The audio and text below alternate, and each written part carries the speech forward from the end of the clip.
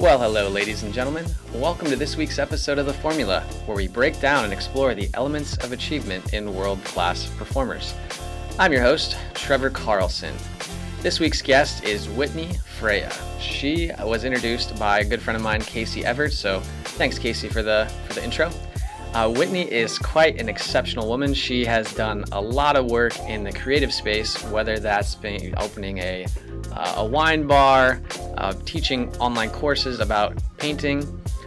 She's a writer. She's published several books on being creatively fit, and we really dive into the creative process, what it means to be creative, how you can improve your own personal creativity, and the impact it can have on the rest of your life. I really enjoyed this interview. I learned quite a bit and maybe questioned a few of my own beliefs or stories that I tell myself. And I hope that you have a couple takeaways from it as well. Let's get this show started with Whitney Freya.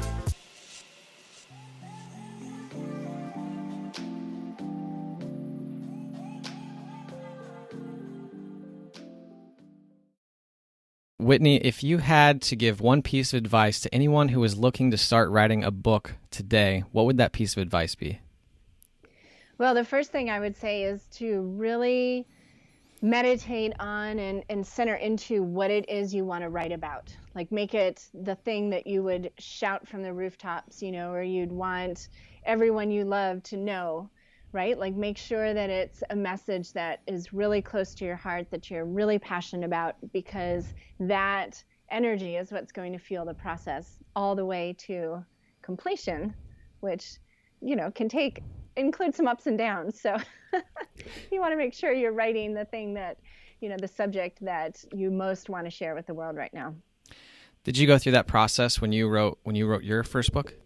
Yeah, my first book took, a couple different iterations and things like that. I was really motivated to write that book because I had created this art center, kind of on a side street in Nashville. It was the first drop-in art kind of making space there. There were no pottery painting studios or anything like that. And people had amazing experiences. And I was really convicted that people should not have to find this little side street in Nashville to have the benefits of just developing a regular creative practice. So the book came out of my desire to serve the people that I would get emails and things from. I was on HGTV doing some shows with them, the old time, like, here's step 1 and here's step 3. And so I got emails from all over the country. And what I had discovered was having just this really basic personal creative practice impacted every single facet of your life. And so I wanted to give people an opportunity to experience that in the first book. Yeah, so it sounds like it was kind of a fun experience for you too, right? Absolutely. I think writing a book is an opportunity to really dig into and go underneath the surface more than you would normally, clearly, about this subject. And you always learn something about yourself. You learn so much more about the subject you're writing about than you ever imagined. And then the ability to share it with people so easily, is really very rewarding. So yeah, if you know you have a book in you and you've been meaning to do it, I find the biggest thing in most creative projects for people is, you get the inspiration and the idea, and okay, I know I want to write this book. And then before you even maybe start writing, you start thinking about, well, would I publish or self-publish, or how would I do the graphics? You're getting way ahead of the game in the creative process. And because of the difference between where you are now and that image of the finished product being so disparate, you can find yourself stuck. So the next best advice is just start writing. That seems to be the hardest part, though, is like you have this grand vision for what you want this thing to become, and then like sitting down and going through what can be considered a tedious process of, I have to write an introduction. I have to write like the first chapter, and it seems like a long journey to get to that final finished product. Did you have any moments where you were like, this is, where maybe it was challenging, or you felt like it was a bit of a struggle, or was it kind of just something where you just kind of sailed through it without a lot of challenges? Oh my gosh, my first book, I started writing it when I was 27, just married. By the time it was published, I had 3 children who could read the book, right? So it was I opened a wine bar with a business partner because I remembered per quantum physics that the wine bar is what got the book deal. Like the book was all over the place, and it was the one thing I knew for sure was supposed to come into being. So it didn't matter what happened. Like I flew to New York one time right after the opening of the wine bar with just a backpack. I'm like, oh, I'll buy clothes in New York, and showed up for a literary agent meeting, which went great. But then she went on maternity leave and I was back to square one. I mean, there were so many, kind of the rejection letter-ish. It was even more dramatic than that. And I just kept going. It just didn't matter. And that's why, having that level of conviction around what you're writing about is so important, because it didn't matter anything that happened contrary to my plan to get this book published. Was just like, oh, well, I guess it's not happening that way, or you're not my book agent, or whatever it was, because I knew so deeply that it was meant to happen. Is that kind of when you're along the right path, is when obstacles pop up and you're just like, well, we're just going to deal with it, and you don't really stress too much? Yeah, I think for me, there's always been this feeling of I just need to get out of my way and allow the inspiration, what's coming through, to come through. It's always, my whole career has kind of felt like an out-of-body experience, frankly.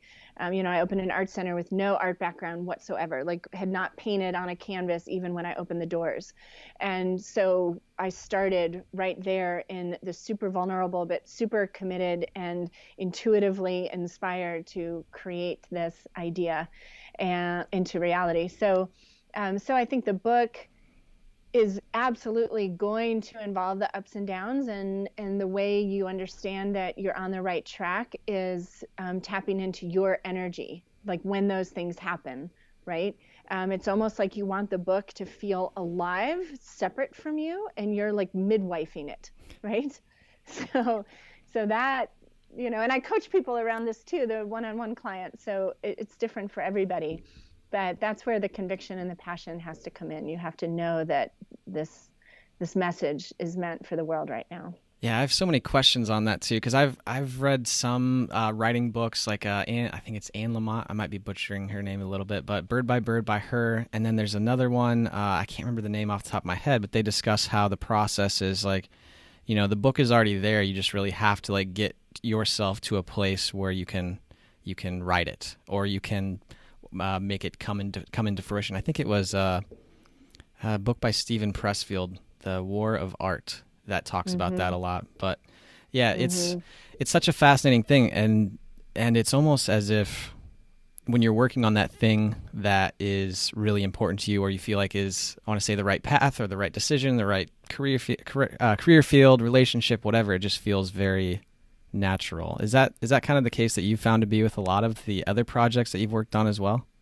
I think there's always a feeling of it happening with or without me, right? Like this is an idea, this is something that's happening, and the question is just, do I want to kind of hop on this bus? And then likewise, one of the first places I start with people is getting to know and understand the two different personalities you have within you, as far as the left brain, the ego, fear-based, logical, linear, and then the right brain, which is intuitive and completely present, and knows everything's working out perfectly. And so the trick is to allow your kind of what I like to call the enlightened left brain to keep you on track and understand that, to write, like you have to sit down and do it and things like that.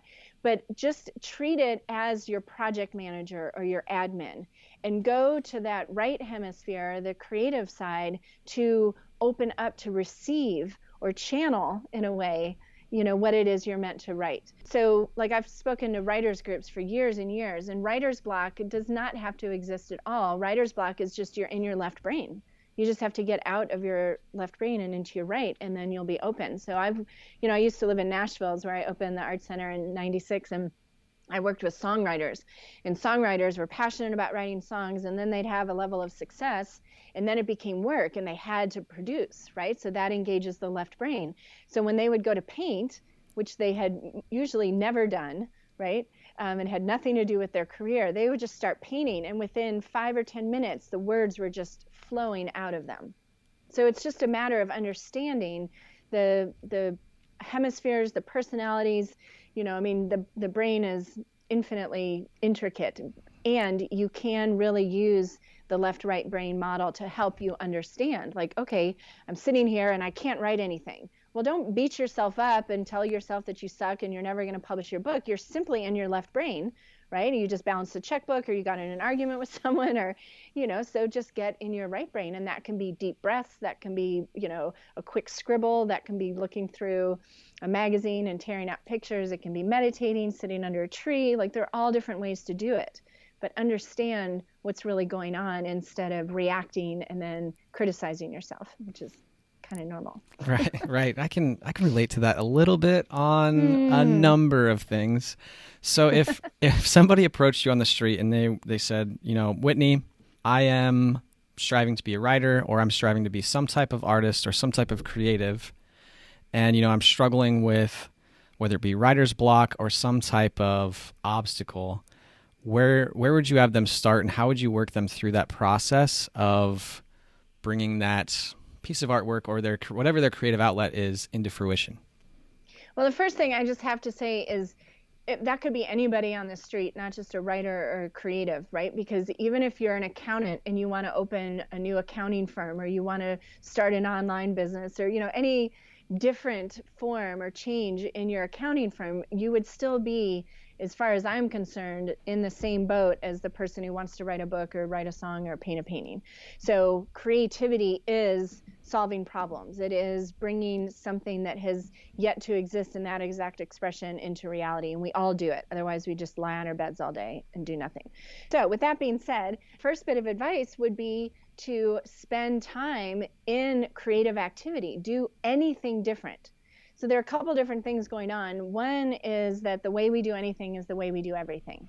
For example, I just started, actually a year ago this week almost, I started paragliding. And so I'm flying a wing by myself up in the air, thousands of feet. And I literally did this, one, because I've always wanted to fly, but two, because I wanted to develop new parts of my left brain. And I figured if I made it life or death, that maybe I would really get into my left brain stuff.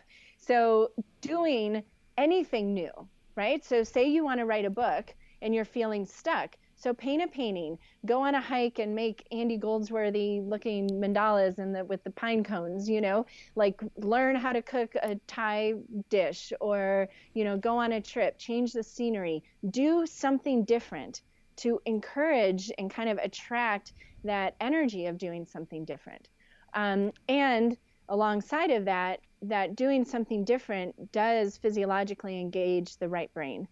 They found the right hemisphere is where you want to be to get to that stroke of insight, because there's a gamma brainwave that happens right before that aha.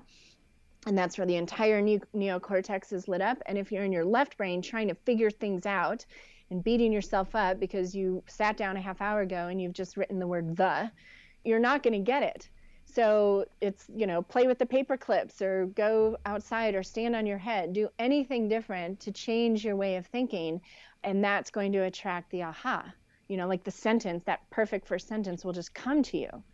So it's learning in a kind of a logical way that you can actually count on the ahas and the strokes of insight and the synchronicities and coincidences and the words to just pour through you, and understand how to create an environment within which that can happen. Does that make sense? Oh, that makes total sense. And I love the sentence that you said, how you do one thing is how you, I think I'm probably butchering it a little, but how you do one thing is how you do everything. Yeah, the way you do anything is the way you do everything. Yeah, I don't remember where I heard that from, but ever since I heard it though, I was like, man, that's like, kind of reminds me a little bit of the concept of, are you familiar with Marie Kondo, the life-changing magic of tidying up?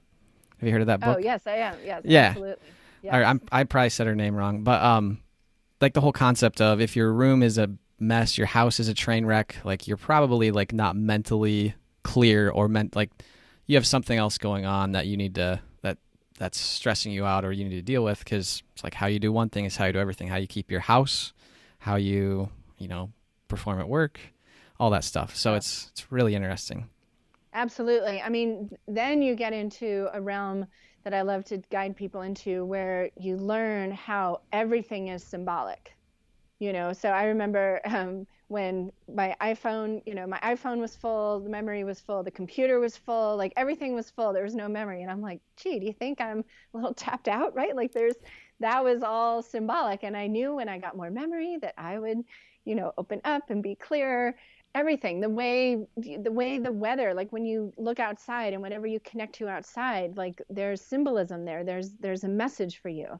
And so again, when you get off the linear logical track, which the linear logical track is like so necessary and valuable, nothing that I've ever created would ever reach anybody else if it wasn't for the left brain. So I'm in no way, shape, or form putting that down. It's that its job is not to write your book.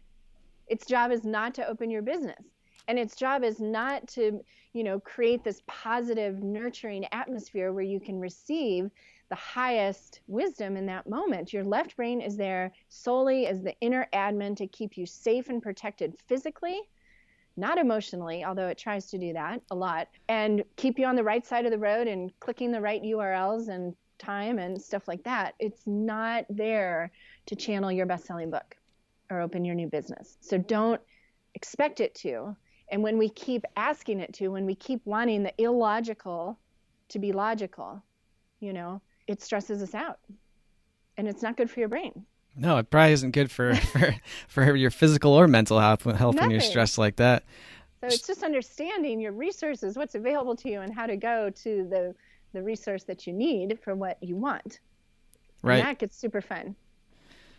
Now, I was going to ask a different question, but after you said that, I'm kind of curious, like you said it was super fun to do that. How, like when you say that, how are you going to your resources and checking them out, I guess? I don't really know how to rephrase that question in a good way, but you said that, I'm like, oh, this is interesting. Let's talk more about that. So Well, so I can't tell you, for example, how many times there was like, oh, I've got to write the chapter, or I've got to write this lesson, or I've got to create a video for this program, but the sun's out and I really need to go hiking, and so I go and do the hike, and in the process of the hike, I remember one time I found a hummingbird nest and I took a video of that, and then I started this. So I did the video on the hike that I needed to do.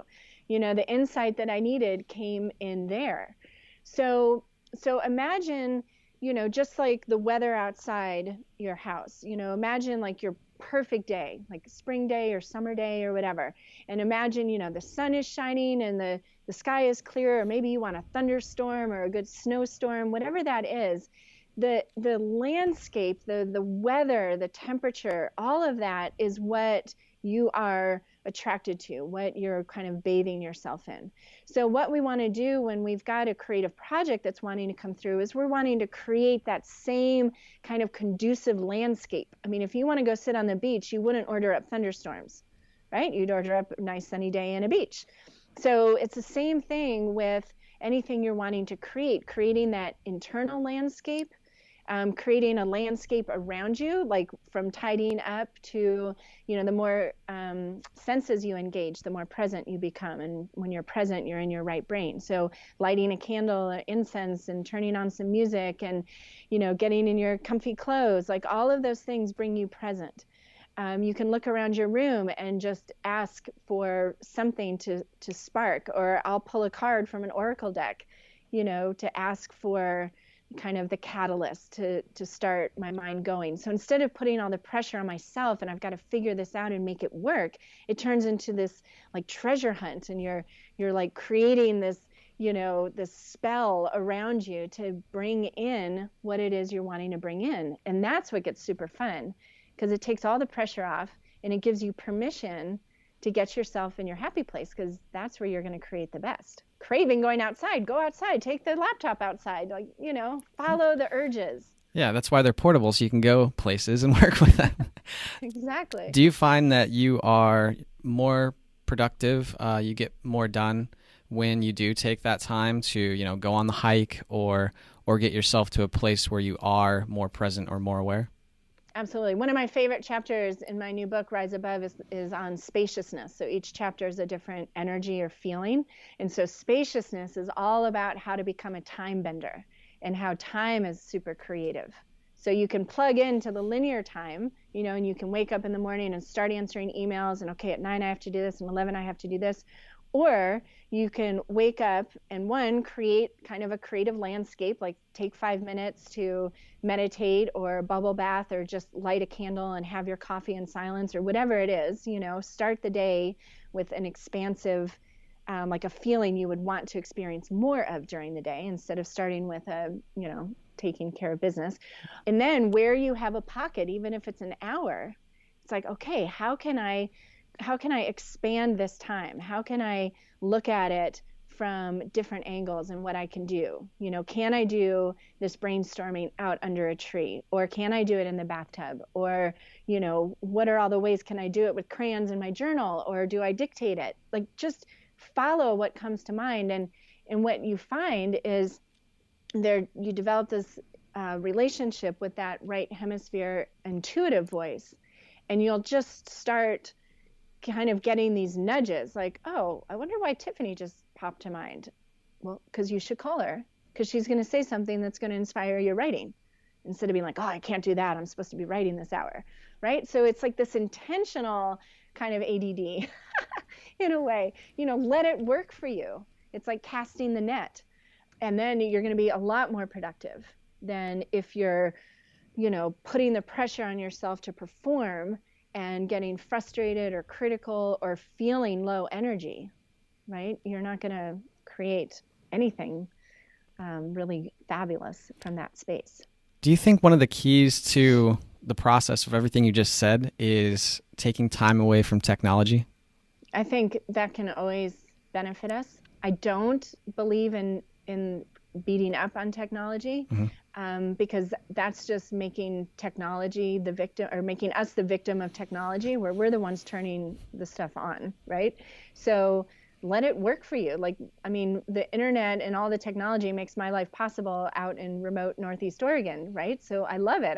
I pay a little homage to the big cell phone tower that's on the beautiful mountain. And I'm sure that I turn it off so that I can experience what it feels like not to be checking my phone all the time. It's up to you. Like, you are the life artist. The art you're creating is your life.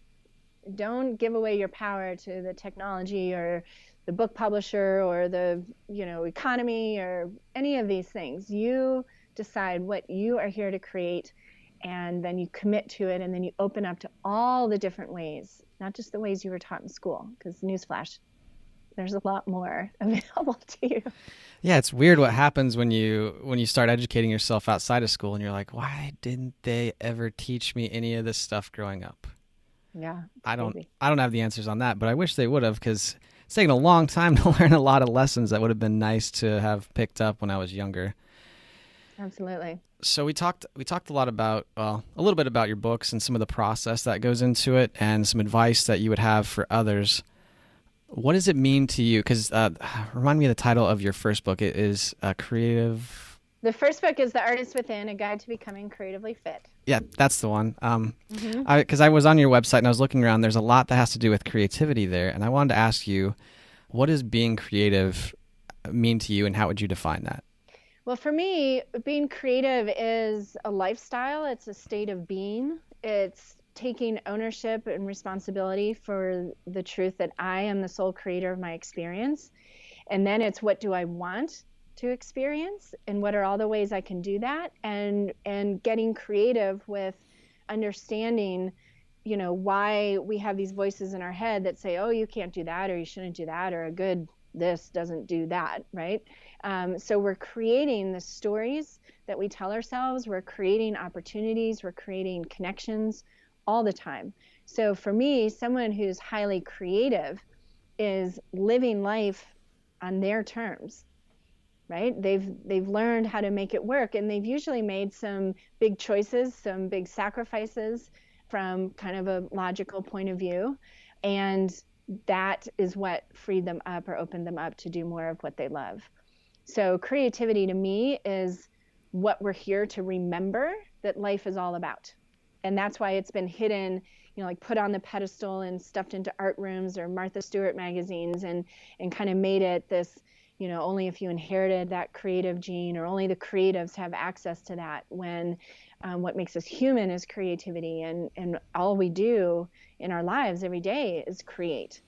And the stories we tell ourselves, the way we react to things, we're completely creating our reality. So what gets me fired up is like waking people up to like, oh yeah, I tell myself that all the time. My brain doesn't work that way. I can't function, without structure, or I can't do this or I can't do that, when what they want to do is right on the other side of that. It's like I was a wannabe artist my whole life growing up. I had all these reasons why I couldn't paint or draw. That started with an art teacher, of course, told me. And then what happened was that wannabe-ness, that energy of wanting to paint, became my whole life's work, right? Because there was a level of energy around that. I wanted to do it so badly, but was so convinced that I couldn't. And then a series of events led to what if, right? And so that is kind of all the little back doors that we get to go through to reclaim our creativity and understand that there's just so much more available to us when we do that, right? So when I see someone happy, living a life that inspires them, I know they've got their creative spirit engaged and are learning how to follow the zigzags rather than the lanes and the columns. It's weird when you take the time to actually, like, how do you say it? Like, you just take the time to, whether it's draw or write or whatever your outlet is. Because I told myself for the longest time, like, I'm not very good at drawing. And I went to this event where it's like, have a drink and draw a picture, drink and draw. And I'm sitting there and I'm like, I have no idea what I'm doing. And like the first thing I drew was pretty bad. And then it slowly got better. And I was like, oh, this is actually really fun. And it gave me an idea for something else I was doing. But it almost felt like I was using a different part of the brain that I hadn't in a very long time. Which brings me to my next question. I'm sure that people have said this to you or asked you this before, where they're like, hey, Whitney, everything you do is really cool, but, I'm just not creative. And you kind of touched on this a little bit, but what do you tell those people, or what do you do to kind of help them move closer to being a creative, or thinking that they are a creative? So my first question is, what do you want? What do you want to experience? Like, let's not focus any energy on what you're not. And of course, I know they're creative, but it doesn't do them any good for me to just tell them that. What do you want? What if you were creative? Let's just say, I had a magic wand and you're now creative. What would you create? What do you want to experience in your life? And let's talk about that, right? Energetically, and try this, like anyone who's listening, when next time you have a conversation and it becomes that, kind of you're matching complaining, or, guess what happened to me bad today, and what happened to me bad today, or just listen to someone go through the list of all the things that went wrong, and feel into, like, what do you have to say at that point? Like, what can you say to them? Like, wow, that sucks. Like, you're right, I guess. Like, there's nothing you can say, right? But when they can say, okay, I had this crappy day, and, I'm supposed to write this book and it's not working. Well, what do you want? Well, I want to feel the inspiration. Like, I want to change up the routine. I want to, do something different. Well, okay, so what would you like to do different? So it's like changing the focus. We've been so conditioned. It's kind of like the bad news sells, right? Like, the bad news attracts all of our attention and we focus all our energy there. And so that's all we're looking at. So guess what? Like, that's going to be your predominant experience. So what I want to help people do is change their creative attention, because you're creating, if you're focused on the bad, you're creating bad, right? Focus on the good, you're going to create more good. So let's focus on what you want. Like, worry is just imagining what you don't want to happen. Like, why would we do that? I mean, I do it, we all do it all the time, right? But literally, if someone defined worry, it would be like sitting there imagining your worst case scenario. And soon, I believe, there will come a day where little kids won't even recognize, like, what are they talking about? They sound sad. Like, what is that? And it's like, they're complaining. What is that? Well, they forgot that if you talk about what you don't want, like that's what you get. And these kids are just gonna be like, that's just crazy. Like, why would anyone do that? Okay, up until now, your experience has been that you don't feel creative. So what would you want to create if, a creative person came in and said, I'll give you anything or make anything happen? And let's start there. So you start painting a picture, building a vision, taking little bitty steps, one brushstroke at a time towards what you want. And that becomes magical. You've given me a lot to think about after that. Because I'm just thinking about in general, because it's interesting when you're having that conversation with someone and they're expressing how they can't do something or something's a problem or whatever it might be, whatever is on top of mind for them. Mm-hmm. And after they're done talking, you're just kind of like, well, that sucks. I'm sorry that's going that way for you. Or you don't really know what to say. But if you almost just start asking them questions, well, like if that wasn't the case, what would happen? Like if it worked, what would it look like? Mm-hmm. I think that's an interesting exercise that I could probably implement a little bit more, because I'm thinking about some recent situations where I was sitting there. I'm like, man, I really hope that this doesn't happen. And then I said that to someone, and they're like, why are you saying that? I'm like, well, because last time I did this thing, that happened, and it wasn't very much fun. And they're like, well, do you want it to happen? I'm like, no. And then they said something like, well, maybe you should think about like why it's not going to happen this time, why it's going to be good. I'm like, oh, damn. Yes. You got some good advice. I'll try to do that. But when you get caught up in worry, it's like a continuous cycle, because you worry, and then you're worrying, so then you're like, oh man, I need to stop worrying. This is bad, and it just kind of snowballs a little bit. But from what you said, it sounds like that's a pretty good solution, at least to get yourself out of it. Well, and the other thing you can do is understand that at any given moment, you're either coming from fear or love. Okay. So when you're worrying, you're in fear.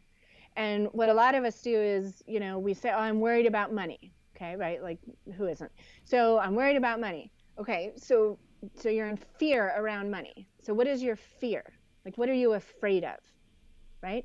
And I did this way back, when I had the art center, and things were always so just miraculously coming together to pay bills and stuff like that. And so I had to ask myself, like, what are you really afraid of? What are you really stressed about? Because I was really stressed out. And I'm like, okay, so ending up in the gutter, I'm like, okay, I guess that would never happen. Like, I won't end up in a gutter. And so then it freed me up to be like, okay, so this is uncomfortable. Like, I don't like this feeling. What are all the ways I can, get more money right now? What do I need to do? Get on the phone, things like that. So really going underneath it. Like, I'm afraid to do videos, or I'm afraid to do interviews. Okay, what are you afraid of? Like, we don't normally even go any further than just, I'm afraid, or I don't want to do it, or I'm worried about it. Well, what are you worried about? Well, that I'll get killed, or there's nothing really to worry about once you go just that one step deeper, right? So it's just understanding that, again, you are the sole creator of your experience. So that's why your friend reacted like that. Like when you said, I hope it doesn't happen. It's like, well, or I love, like, we'll see how it goes. And then I'll see if it's something. I'm like, okay, it doesn't do anything. You are the one. How do you want it to go? And that's what I was talking about, right back to the whole passion and conviction about what you want to write about, or the business you want to start, or whatever it is you're wanting to create into the world. Like, it's not going to go as planned. It's not, right? So that's why when things don't go correctly, that energy, that momentum, that's just like, I know this is meant to happen, that will drive you to be like, okay, when one door closes, another one opens, like all these things that we've heard forever. But you'll put it into practice because you'll understand you're dramatically, passionately committed to seeing this come into being. And then you're willing to take the other steps. Because I guarantee you, it's not going to go the way you planned, which in the end will be a good thing. But as you said, we'll see how it goes. I'm like, oh man. I saw you cringe. I'm pretty sure a few people have heard me say that over the last couple of weeks, where I'm in a new situation and I'm And they're like, yeah, how's it going? I'm like, I'm pretty excited about it, but we'll see how it goes. And they're like, what do you mean? I'm like, I don't know what's going to happen. I'm just excited about it. But I'm like, maybe I could think about that a different way. Yeah. Well, it's called setting an intention in that point. What do you want to happen? And this is why I teach painting, right? Because like the aha you just had, it's big. It can be like, Whitney, are you kidding me? Like I say that all the time. And I have to go through and, weed out all the words, it's worse than cleaning out your closet, like all the words and phrases that I say that aren't supporting me. So you could do that. It's tricky, I think. And you can go to the canvas. Like when I bring people to the canvas, in that situation, you understand there, okay, let's see how it goes. Well, the canvas and the paints and the brush aren't going to do anything by themselves. So what do you want to happen? And then when things don't go as planned at the canvas, just like they don't go as planned in real life, then we'll see how Trevor reacts to that. Does he get critical? Does his inner perfectionist come out? Does he want to just walk away? And so we have lots of unfinished canvases, quote unquote, around the house, right? So people have a lot of unfinished projects. Let's finish something. Let's finish a painting and see what it feels like to finish something. I finished it. Now I'm going to finish this, this, and this. So we start at the canvas because it's this, safe arena that has nothing to do with what anybody's trying to do professionally. And it's a mirror because the way you do anything is the way you do everything. So I can change the way you talk to yourself while you're painting. And then that ripples out, right? And that's a perfect example of like what I was talking about, the kind of the right brain or the left brain approach. Like, let's make it fun. Like, let's learn how to paint, play with color, get your inner kid on, get some paint on your clothes. And in the process, learn and see, observe, wow, this is where I self-sabotage myself. This is where I lose interest. This is where I put it aside. This is where I start telling myself I'm not good enough. This is where my inner like self, like I'm a fraud comes out. And so we work through that at the canvas. And because we're creating those same new neural pathways that will still get triggered when you start saying that in the art that is your life. And then it's like, oh yeah, I could, just throw a totally different color on the canvas and see what happens. Or I can just paint over it. Or I can understand that this, muddy, goopy layer is actually going to make my next layer look even brighter, right? So it's all symbolic, again, and we learn through these processes. So that's why I get people painting. It's got nothing to do with finished product so much. Although when you learn to paint from that place and then you learn how to paint into the painting the energy you want and how to feel at the canvas the way you want to feel, whether it's abundant or intuitive or peaceful or joyful or free, then you can turn around and attract more of that into your life because you know what it feels like. It's basic kind of law of attraction. It's just using the canvas to create the magnet, so to speak. And you're almost taking people out of their, whatever the thing is that they think that they're struggling with, you take them out of it and put them in almost like a neutral scenario where they can, for lack of a better term, paint a different picture. Mm-hmm. And I guess one of the questions that came up while you were discussing that was, what types of things have you seen people, I guess, what were the most common things that you've seen people struggle with? And then how have you helped them to really overcome those through your classes or through teaching them how to paint? Well, the biggest things are the inner critic is huge. And then what I mentioned earlier about people getting ahead of themselves, instead of staying present in the creative process, they get way ahead of themselves. And, it'd be like, I want to start a business and I need a website, but I have no idea how that goes. But you don't have any copy, no graphics, no images. It's impossible to create a website if you don't have any of that stuff. But you get all those things together and then you say, okay, I've got all this material and now I don't know how to create a website. Then boom, it's easy, right? So we get ahead of ourselves in the process and then we get stuck because we get overwhelmed. So the overwhelm from not staying present, the inner critic, and then there's this, the third big one is the victim mentality. Like, it's not working. It isn't light enough. It isn't fun.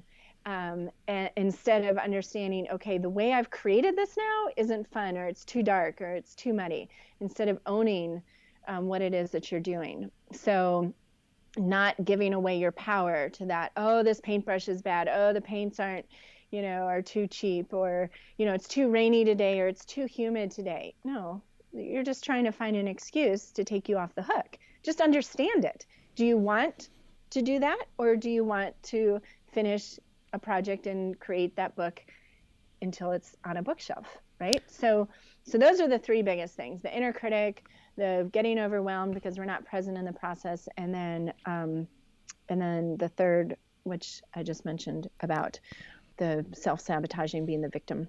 That reminds me of a quote that I heard not that long ago. It was, if something is important enough to you, you will find a way to get it done no matter what comes up. Exactly. Yeah, and it sounds like that's kind of what you're saying with the last one too. It's just, you just need to figure out how you can make it important enough for you, I guess, or maybe it's not important. I don't know. Maybe it depends on the project for you, but yeah, at any given moment, you can, if you just ask yourself, what do I want? What do I want right now? And then understand that you're the only one who's going to create that for yourself. And then what can I do right now to get a little closer? And then you're in action, Yeah, and then, a little bit of action usually leads to a little bit more action, and then all of a sudden you're like halfway done. It's weird how that works. Exactly. So what's next for you? I know you're teaching these classes. You've got some online classes now up and running too, and you've got a couple books out. So what's next? Yeah, it's interesting because I just launched my latest online program, a meditation course that is really, really exciting, that was kind of given to me, and it was totally different from what I've done before. And then I'm still getting that there's new things wanting to come through, and I guess that's maybe just the nature of the beast. But what I'm focusing on right now is sharing Rise Above with the world. It's completely magical and very high vibration. So it's important to get that out there. And then I'm really, just digging deeper into the whole kind of trifecta of meditation and symbolism and creativity. And I'm working with individual clients on that, as well as I train creatively fit coaches. I have a certification program to help people use art in this way.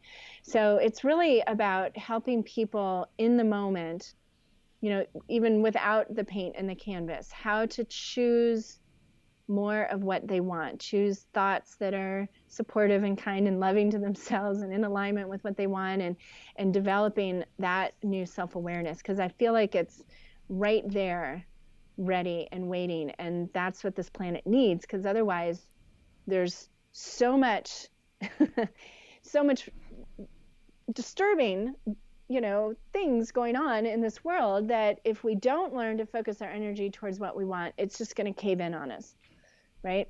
So we clearly have to do things differently. We're being called to a whole new level of creating life in this world right now, and in this Western world, and in America right now. And it's going to take letting go of the way things have been up until now, and stop making excuses and giving away our power, and say, what do I want, and how can I be that change? I mean, it's Gandhi's just giggling, rolling around in his grave, or wherever he is, because we're getting it big time. So that's what really motivates me, is, just helping each one of us save our own little piece of the world. I think that's a really good message or lesson, is just how can you focus more of your energy on the things that you can change and control, and hopefully in a positive light. But yeah, it just seems like it is very easy to get pulled into a lot of stuff that you don't have control over right now, or things that maybe aren't the best use of your attention or time. But that kind of brings us to the last part of our show, which is I usually just ask guests a few regular questions, just to kind of get an idea of what goes into their day or their experiences that have helped to create who they are now. First question is, what is your daily routine, or what activities do you try to do on a daily basis that you feel like give you an edge, or maybe make you more creative or productive? Well, so I've got a new kind of term for myself, which is a joy junkie. And I feel like I can't go more than a couple hours without a hit of some little piece of joy. And so that can be, like I mentioned, sitting outside under a tree, or going for a hike, or painting, or meditating, or doing yoga, or calling an old friend, or, any of those things. And it can't even be cleaning up the house or organizing that drawer. You can make anything a joyful experience when you understand that you're doing it because you're choosing to, and create it so that it's supportive, right? Weeding the garden becomes like grounding, or connecting with Mother Earth or something like that. So challenge yourself to look at things from a place of, I get to do this. I'm choosing to do this, right? So I don't have a routine at all. It doesn't work. I teach, that we live on this round planet, and with seasons and night and day, it's cyclical. Everything's cyclical. And so I embrace the cycles, which means I don't beat myself up when I don't do something every day or whatever. But the routine, if I had to say there's a routine, it's when I wake up in the morning, I'm really protective of that first 30 minutes, hour, 2 hours, and really making sure that I'm filling myself up. And usually it's reading in front of the wood fire in the wintertime, or doing a painting, or, meditating for 20 minutes or something like that. But I imagine that the way I start the day is going to spill over into everything else I do. So I start the day as much as possible. Of course, there are exceptions, and I don't beat myself up about that, but, starting the day nicely. And then another routine that's helped me a ton, that cycles in and out, is just, kind of taking that eagle's eye view of the day, and like, what are the 3 things that I'm absolutely getting done today, and focusing on that, and celebrating when I get those things done, and not allowing the bombardment of the bajillions of things that are trying to get on that list to disrupt me. So those are my biggest ones. Sounds like, well, you have a lot in common with quite a few other guests. It seems like that the most important time of the day is like the first hour or so that you wake up, because it allows you to really set the pace or the tone for the rest of the day. Yeah. Or to knock out like the most important things that you have to do. So next question is, what do you think is the most impactful book that you've read? The book there's so many, and I'm constantly referring books to people. And the one that I would have to say came at a really pivotal time and changed how I looked at a lot of things is a book called Journey of Souls by Michael Newton. And that will radically change your story around kind of who you are and why you're here, and the bigger picture. And it's a pretty interesting journey. So that is the book I would probably recommend, Journey of Souls. Cool. I'll have to add it to the list. Check it out. Yeah, absolutely. So the last question that I have is, do you have any message or anything that you'd like to leave our audience with? And then we wrap up too with, if you have anything coming out, which you mentioned your book, so whatever message you'd like to leave our audience with, that would be awesome.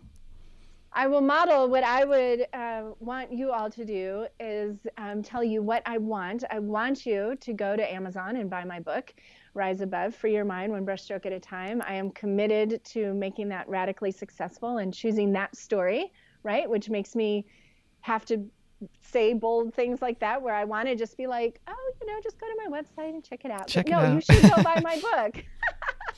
I want you to do that because I want you to tune into the way you are creating your energetic landscape. How you feel in every single moment is up to you. I promise. And I say that I've worked with parents who've lost children, young children, older children. Like there are some really challenging, difficult things that life throws at us. And still, in any of those moments, you can connect to, how do I want to feel? What do I want to learn from this? How is this loving me? How is this guiding me? And take it from there. So just go to Amazon and buy Rise Above, Free Your Mind, One Brushstroke at a Time. And if you hate it, I will send you your money back, or Amazon, you're going to love it. Money back guarantee. How about that for shameless self-promotion? Well, ladies and gentlemen, that is a wrap for this week's show. thank you for tuning into this episode. If you would like to follow up or check out any of the stuff that Whitney has worked on, go ahead and head over to whitneyfreya.com. You can find that link down in the show notes. Also, I know she's mentioned at the end of the episode her latest book. If you want to head over to amazon.com and search for Whitney Freya, you should be able to find it pretty easily. Otherwise, we've included it down in the show notes. Now, on a separate note, if you think you would enjoy taking one of our new free e-courses on really how to optimize your week, or I think we called it how to conquer your week, go ahead and head over to helixacademy.co and sign up. Otherwise, that is also included down in the show notes, just like anything else that we talked about today. I know I'm mentioning the show notes a lot, but there's just a lot of good stuff down there, so go ahead and check it out. My name is Trevor Carlson. Thank you for tuning in, and I look forward to you stopping by next time.